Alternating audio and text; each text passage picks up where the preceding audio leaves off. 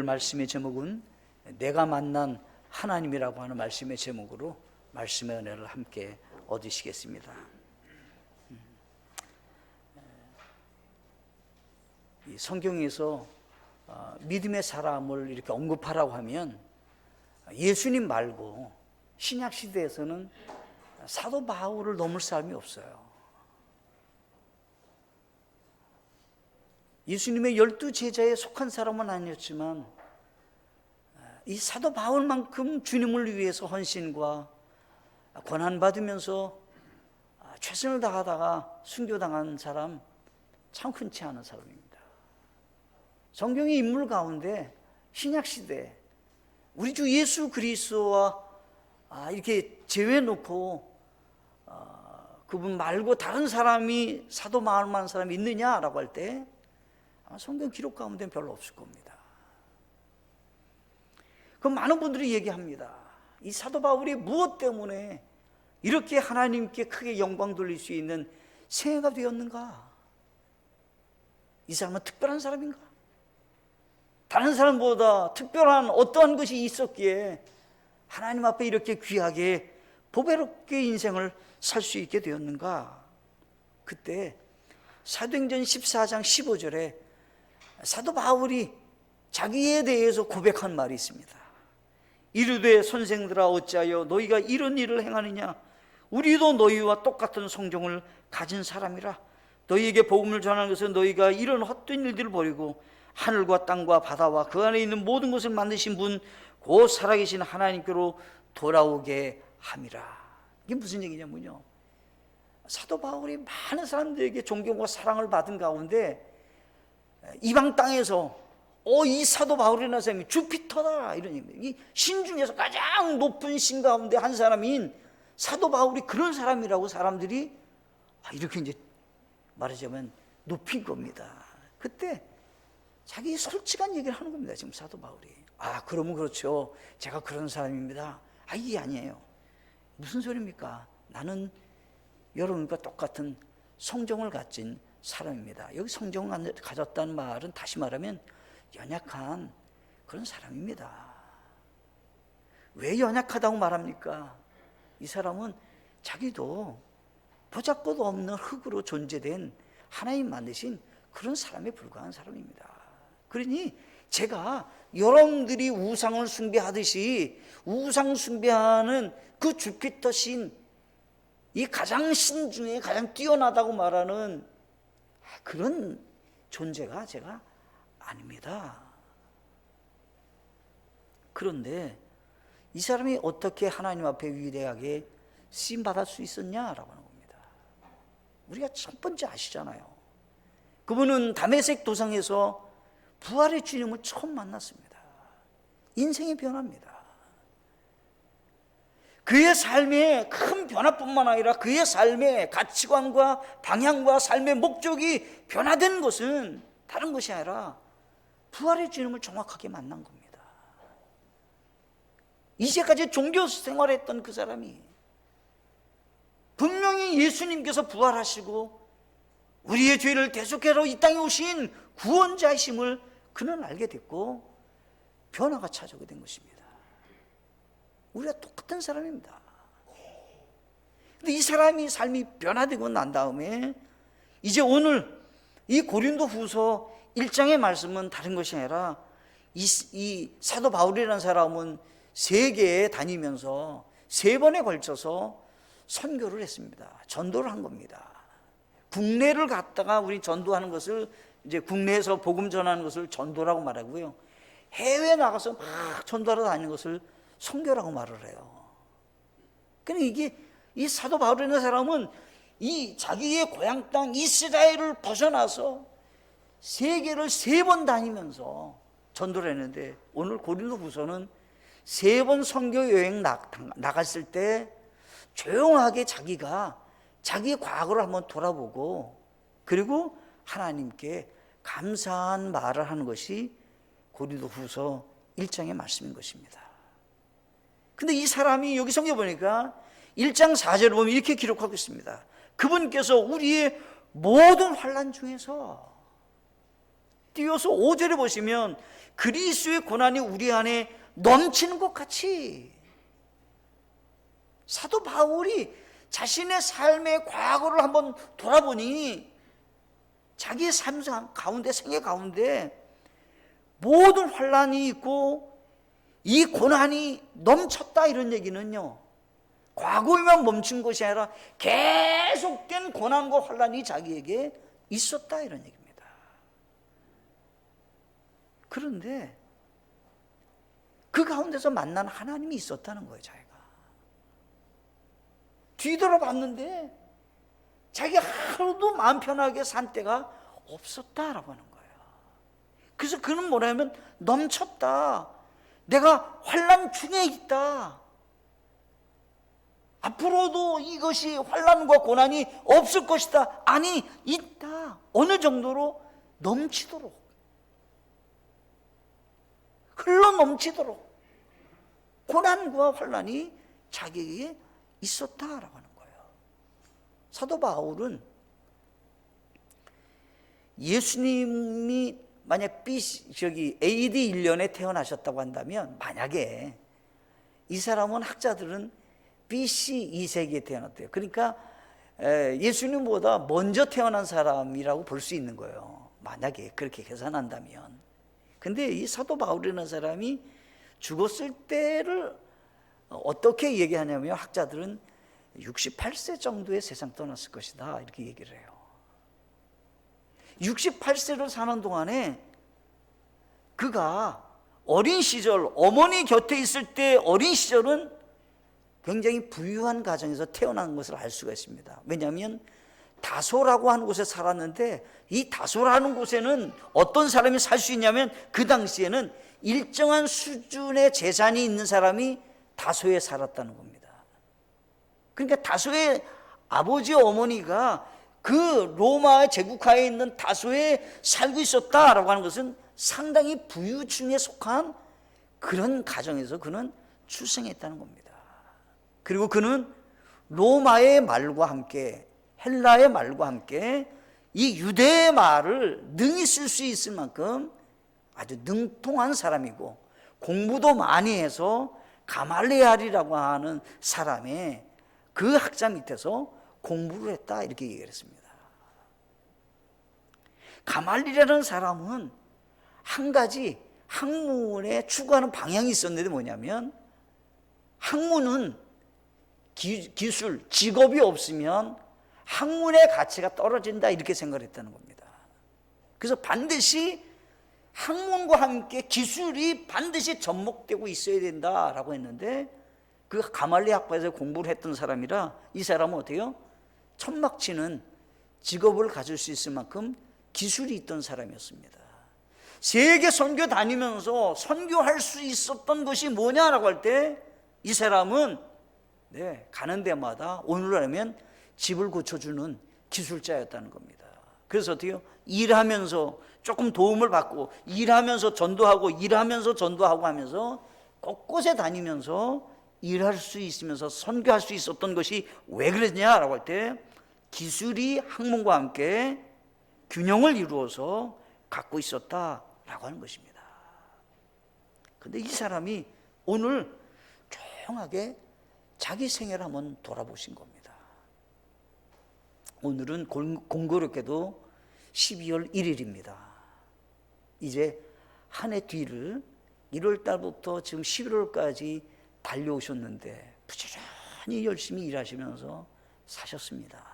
근데 한 번은 뒤돌아보시고 점검하시고 다시 한번 새해를 계획하시고 또한 유종의미를 거두는 그런 한 달이 꼭 되셨으면 좋겠는데, 영적으로 내가 만난 하나님은 어떤 분이셨는가, 한 해 동안에 내가 만난 하나님은 어떤 분이셨는가, 하나님은 내 곁에서 무슨 일을 하셨는가, 그것에 대해서 한번 우리 깊이 상고하고, 다시 한번 여러분들이 예배가 마친 다음에 집에 가시더라도 한 번쯤은 지나온 세월들을 한번 돌아보시면서 고난과 환난이 있었음에도 불구하고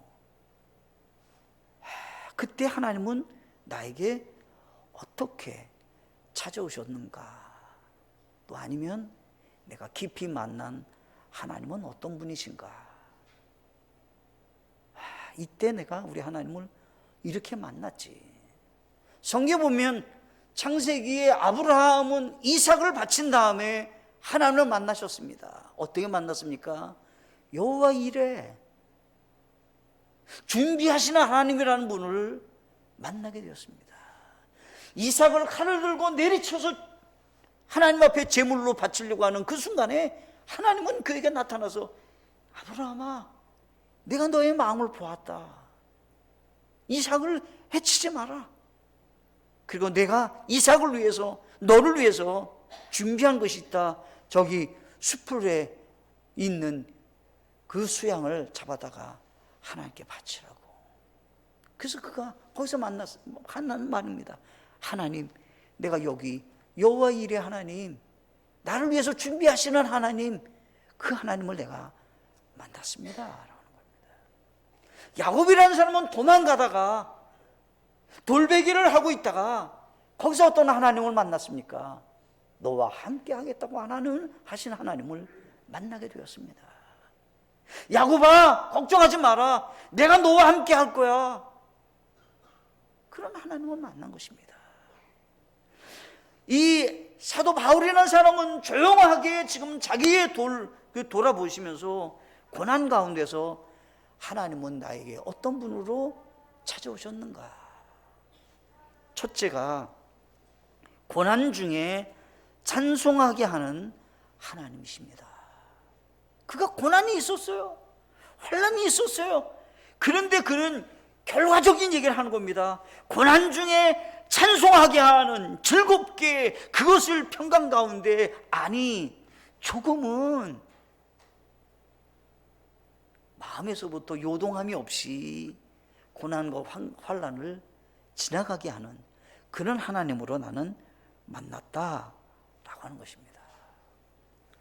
여기 성경에 보니까 이 사도 바울이 고백하는 겁니다. 감사의 고백이 먼저 있었어요. 여기 성경에 보면 그가 얘기한 대로 모든 환난 중에 있었고 자기는 그리스도의 고난이 넘치거지 나에게 고난이 넘쳤다. 우리가 잘 아시는 부분이 있습니다. 이 사도 바울이라는 사람이 자기가 얼마만큼 고난을 받았냐라고 할 때 고린도 후서 11장 23절로부터 우리 20 여기 말씀에 7절까지 보시면 제가 읽어보겠습니다. 이렇게 되어 있습니다.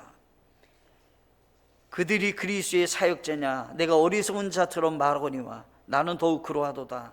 내가 수고를 더욱 넘치도록 하고 매도 지나치게 맞고 감옥에도 더 자주 갇히고 여러 번 죽을 뻔하였으니 내가 유대인들로부터 마흔에 하나 뺀 매를 5번 맞았으며 3번 몽둥이로 맞고 1번 돌로 맞고 3번 파선을 당하여 한밤과 한낮을 기쁨 속에 있었으며 자주 여행하면서 물들의 위험과 강도들의 위험과 내 동포로 인한 위험과 이교도로 인한 위험과 도시에서 위험과 광야에서의 위험과 바다에서의 위험과 거짓 형제들 가운데서의 위험을 당했고 또 지치고 아프고 여러 번 밤을 새우고 굶주리고 목마르고 여러 번 금식하고 추위를 당하고 헐벗었노라. 밖에 있는 그들 외에도 날마다 내게 닥치는 일이 있었으니 곧 모든 교회를 위하여 염려하는 것이라. 자기 생애를 사도 바울이 내가 어느 정도 고난받았는 것을 나와 함께 주님의 일을 하겠다고 하는 사람들과 비교를 해봤다는 거예요. 사도라고 하는 사람들을 주님의 일에 복음을 위해서 헌신했던 사람들과 비교해봤는데 내가 비교해서 그들보다 뒤떨어지냐? 훨씬 내가 고난과 환난이 많이 있었다. 매를 맞는 일, 감옥에 들어가는 일,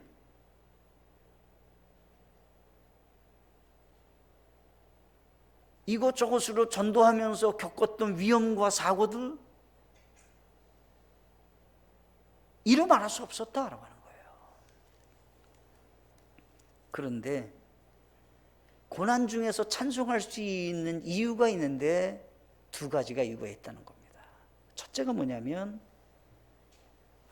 우리 하나님은 나에게 긍휼을 베풀어 주셨다라고 하는 겁니다. 긍휼을 베풀었는데 여기 3절에 보면 뭐라고 표현했냐면 긍휼의 아버지시오 라고 했어요. 우리 하나님이 나에게 어떤 분이냐라고 할 때 친밀한 가족관계를 얘기하는 겁니다. 지금 우리 하나님께서 나에게 아버지가 되셔서 내게 긍휼을 베풀어 주셨다라고 하는 거예요. 이 긍휼이라는 말은 다 이렇게 말하면 내장이 뒤틀린다 이런 얘기입니다. 내장이 뒤틀린다. 그게 뭐냐면 너무 나를 불쌍히 여겨서 내가 어려움을 겪으면 내장이 뒤틀리는 것 같이 나를 돕고자 하는 마음이 있다는 거예요. 우리 아버지 하나님이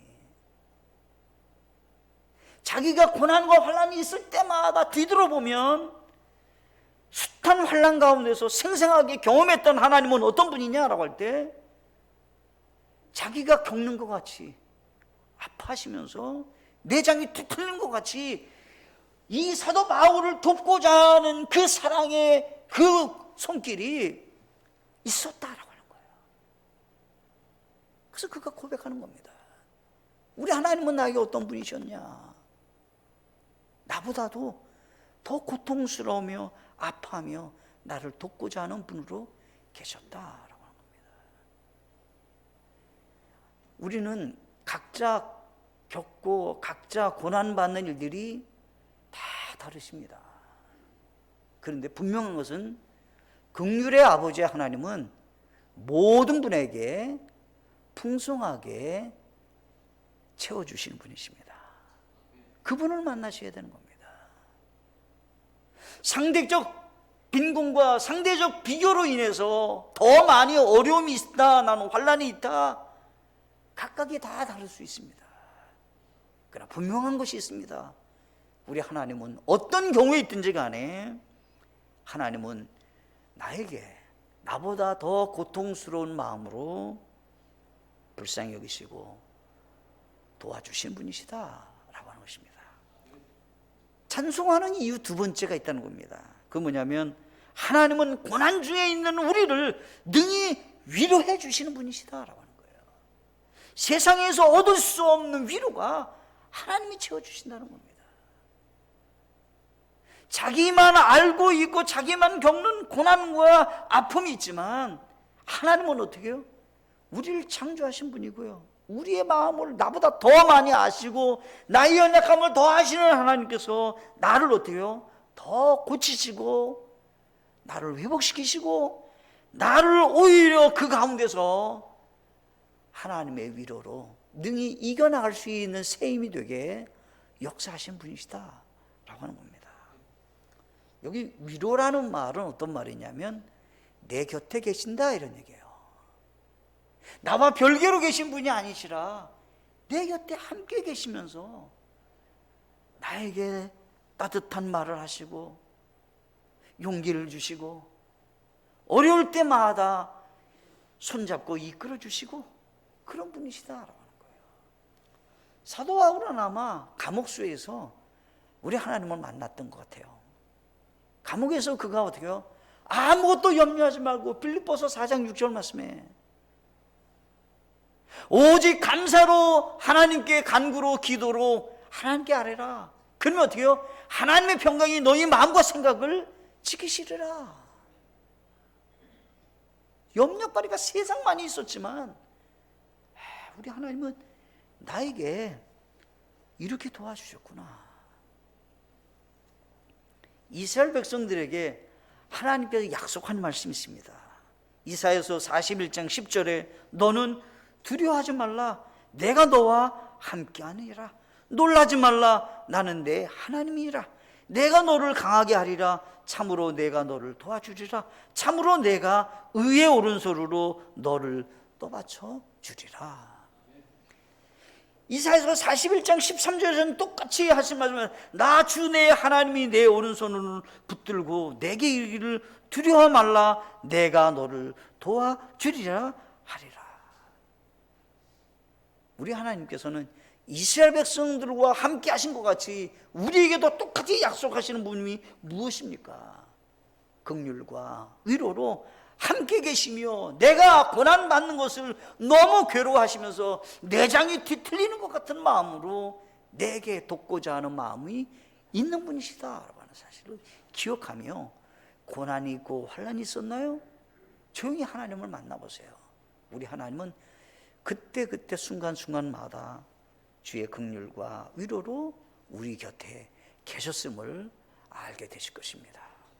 두 번째가 있습니다. 두 번째가 고난으로 자신을 신뢰하지 않고 하나님을 신뢰하게 하는 은혜를 주시는 분이십니다.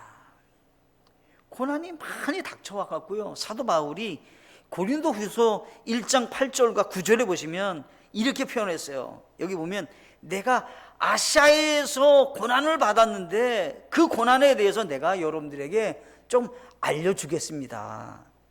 얼마만큼 내가 어려웠느냐면 힘에 겹도록 짓눌려 갖고 내가 생명까지 여기서 죽었으면 좋겠다 이렇게 생각했다는 겁니다. 내가 여기서 죽는 게 낫겠다 이렇게 생각할 정도였다는 거예요. 9절에 보면 우리 속에 죽음의 선고를 받았으니 이제는 내가 그냥 여기서 끝이야.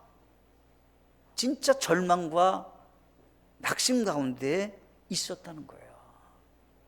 이제 내일이라고 하는 것이 내가 기약할 수 없잖아. 내일 오는 것이 두렵잖아. 나에게 무엇이 희망이 될 수 있는가? 여기서 끝이야. 그때 하나님이 그에게 가르쳐 주신 그런 지혜가 있는 겁니다. 사도 바울아, 그때 네가 신뢰할 곳이 없구나. 내가 정말 약한 존재구나. 내가 제한적인 능력을 갖고 있는 사람이구나. 내가 뭔가 한다고 생각했지만 별거 없구나. 하나님이 알게 하셨다는 거예요.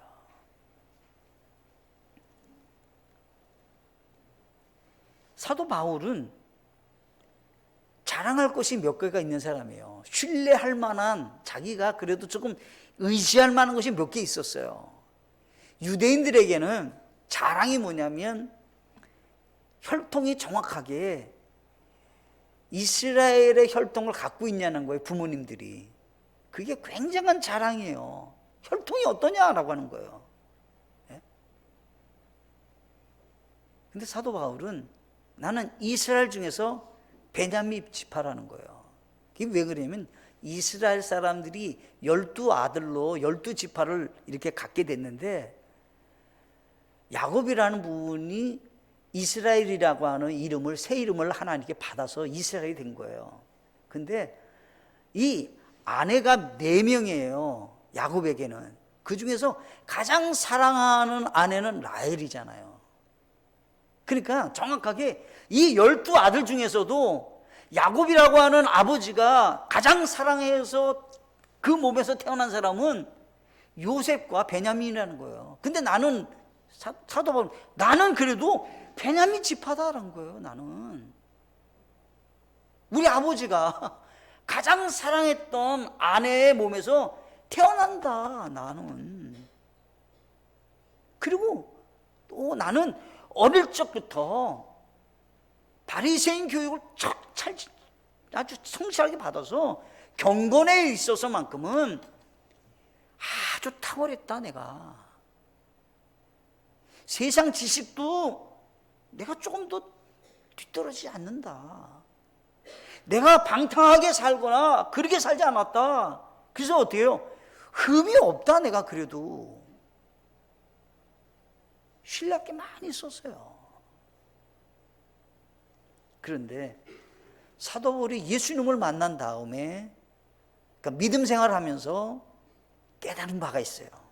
여기 빌립보서 말씀 보시면 계세요. 빌립보서 3장 8절을 보시면 자기 자랑을 쭉 늘어놓고 그 다음에 하시는 말씀입니다. 참으로 확실히 모든 것을 손실로 여김은 그리스도 예수 내 주를 아는 지식이 뛰어나기 때문이라. 내가 그분을 위하여 모든 것에 손실을 입고 그것들을 단지 배설물로 여김은 내가 그리스도를 얻고, 이런 얘기입니다. 자기가 다른 사람보다 자랑거리가 많고 신뢰할 것이 많이 있어요. 근데 주님을 섬기고 주님의 일을 하다 보니까 오히려 내가 알고 있는 지식, 내가 자랑스럽게 여겼던 자부심이 있었던 것, 그 모든 것들이 하나님의 일을 하는 데서는 어때요? 방해거리가 되더라는 거예요. 오히려 손실이야, 손실. 오히려 그것이 나타날 때마다 사고가 나고, 오히려 그걸 나타날 때마다 손해가 나더라는 거예요. 그래서 그 사람이 깨달은 거예요. 야, 이거 배설물같이 버려버려야 되는 거구나.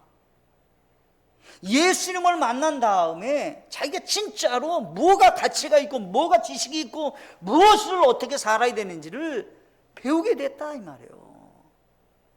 나는 그래도 혈통이 히브리인 중에 히브리냐, 하나님의 나라에 그게 아무 쓸모가 없더라는 거예요.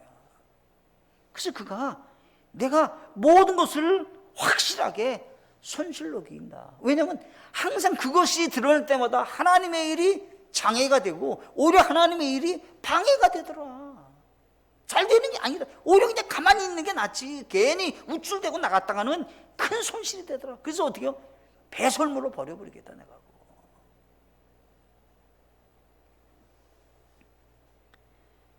고린도후서 4장 7절에 가시면 사도 바울이 자기를 표현하는 겁니다. 연약한 그릇, 질그릇이라는 겁니다. 자기는 질그릇이라는 거예요.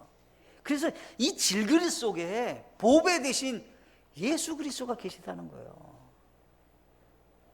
보배 대신 예수 그리스도가 내 안에 계시다는 거예요. 내가 어떤 존재냐? 나는 질그릇에 한다. 질그릇은 그냥 평범하다는 거예요. 그냥 흔한 게 흙이잖아요. 평범한 거예요. 자기는 그냥 특출난 게 아니라는 거예요. 뭐 잘난 게 아니라는 거예요. 그냥 보통적이라는 거예요. 그래서 성경적으로 본다 같으면요, 하나님이 실제적으로 우리 사람을 흙으로 창조하셨어요. 우리 존재가 흙존재예요. 흙존재. 근데 성경 보면 나중에 이 진흙으로 만든 이 흙이 깨어진다 그랬잖아요. 그게 뭐예요? 죽음으로 깨어지는 거예요. 뭐 별거 없어요. 사도 바울이 자랑할 것이 많이 있다고 얘기했지만 별거 없다라고 하는 거예요. 고린도후서 12장에 갈 것 같으면 1절부터 자기 자랑을 쭉 늘어놓습니다. 근데 이 자랑을 하는데 이 자랑이 어떤 거냐면 이런 얘기예요. 내가 부득불 자랑한다. 나에 대해서 얘기를 하라니까 내가 부득불 내가 말한다. 자랑한다. 내가 말하겠다. 그런데 내가 자랑 곳이 몇 가지가 있다. 첫째가 나는 셋째 하늘에 올라갔다가 온 사람이다. 대단한 거잖아요. 죽음을 넘어서 셋째 하늘에 갔다가 난 온 사람이다. 내가 이거 누구한테 내가 이거 뭐 얘기한 것도 없다. 근데 내가 하나님께 받은 선물이었다. 누구보다도 내가 그와 같은 선물이 있던 사람이다. 그는 죽었던 사람도 살렸던 사람이에요. 사도 바울은요. 기도로. 능력도 있었잖아요. 다른 어떤 사람보다도 뛰어난 문필가입니다. 그런데 이 사람이 많은 자랑을 쭉 늘어놓고 딱 한마디 하는 거예요. 내가 한 가지 배운 것이 있습니다. 내가 약할 때 곧 강함입니다. 내가 거기서 배운 것이 있었습니다.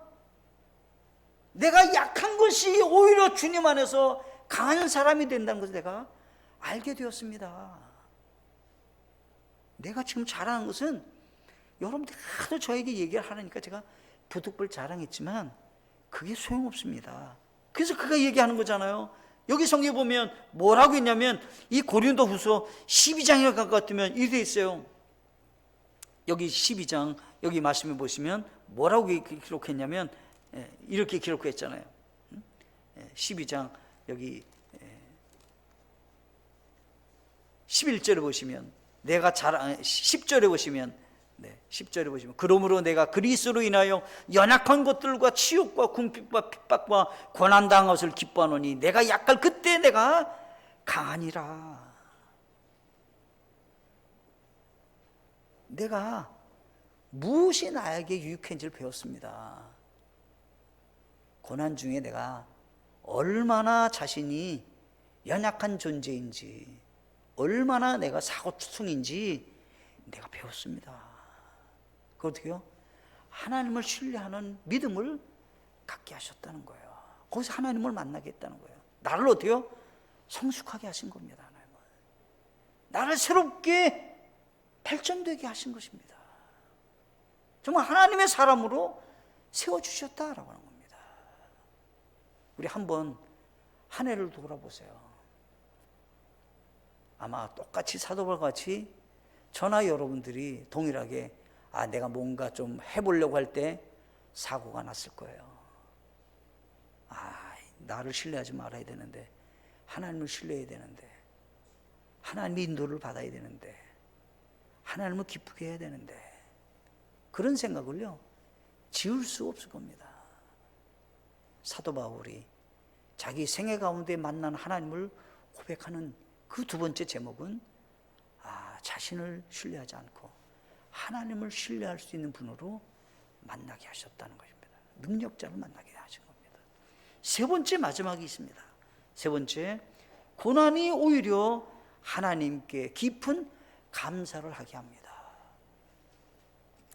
사도 바울은 아마 조금은 다른 사람에게 기도 요청하는 것을 조금은 등한시했던 것 같기도 하고, 조금은 짐을 지우는 것에 대해서 별로 그렇게 썩 내키지 않았던 성격이었던 것 같아요. 그러니까 어떻게 하냐면 가능하면 도움은 줘도 도움은 안 받아, 이렇게 살고자 하는 가치관이 있었던 것 같아요. 내가 다른 사람은 도와줘도 내가 도움은 안 받는다, 이런 사람이었던 것 같아요. 근데 얼마만큼 고난과 환난이 많았는지 11절에, 왜 오늘 읽었던 본 11절에 그가 하는 말입니다. 너희도 우리를 위하여 기도로 함께 돕고 있나니. 그러니까 나를 위해서 계속 기도해 주세요. 여러분들이 기도하는 것이 내게 큰 힘이 됐습니다, 이런 얘기를 하는 거예요 지금요.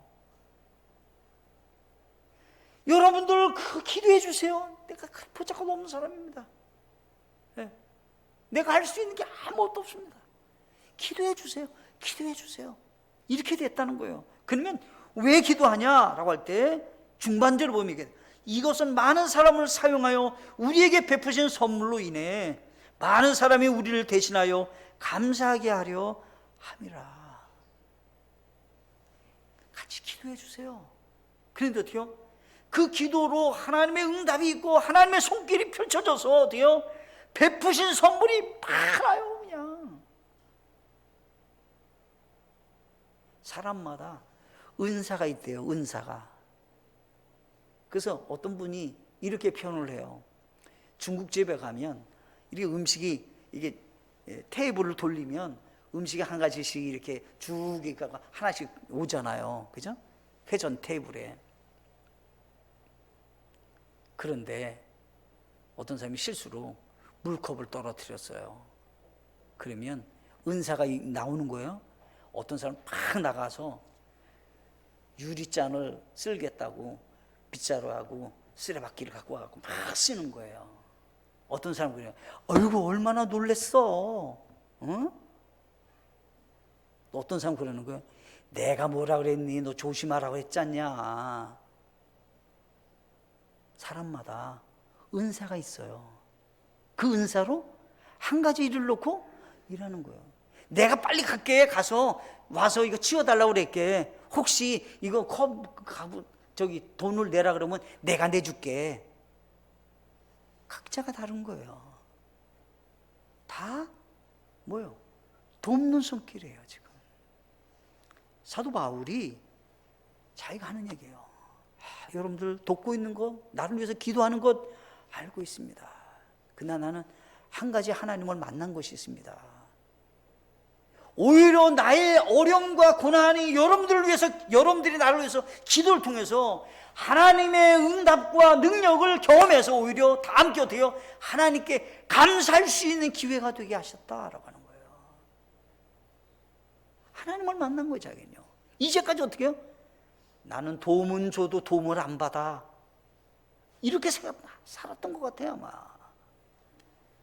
사도 바울이 맨 처음에는 감옥에 들어와서 복음을 자기가 전하지 못하게 되니까 모든 사람들이 안타깝게 여겼습니다.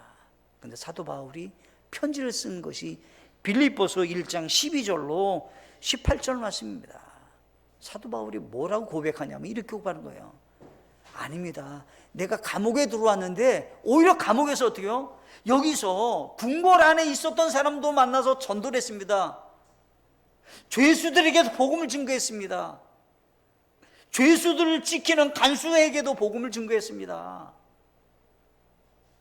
여기 들어와야만이 만나야 될 사람들에게 복음을 전할 수 있게 됐으니 그건 복음의 진보입니다. 이것이 손해가 났냐고요? 아닙니다. 감사한 제복이 되게 했습니다. 깊은 감사입니다. 이거는 그냥 겉으로는 드러나지 않는 거지만 속으로는 하나님의 깊은 감사가 있는 사람이 되게 하셨는데 그것은 어떻게요? 조금은 숙고하셔야 된다는 겁니다. 깊은 생각을 하셔야 된다는 겁니다. 지나온 생애 가운데 어떤 일들을 한번 생각해 보시면 우리 하나님은 이렇게 나에게 오히려 깊은 감사가 있게 하셨다라고 하는 마음을 갖게 하신다는 겁니다. 우리는 얼마 남지 않는 이제 12월 이제 한 해가 저물어 갑니다. 오늘 말씀을 세 가지로 생각해 보세요. 내가 만난 하나님은 어떤 하나님이십니까? 사도 바울은 자기 생애를 돌아보면서 내가 만난 하나님은 이런 분이셨습니다.